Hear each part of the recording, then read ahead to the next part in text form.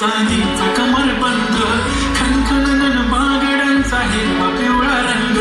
लावणी केसात गजर पांढरा आणि शुभ्र दिसते इतकी सुंदर कोणी होईन दंग काळी बिंदी काळी कुर्ती घालून आली ती बोलली अहो भेटाना तिच्या पाठीशी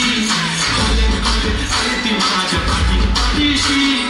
बोलली अहो भेटाना तिच्या पाठीशी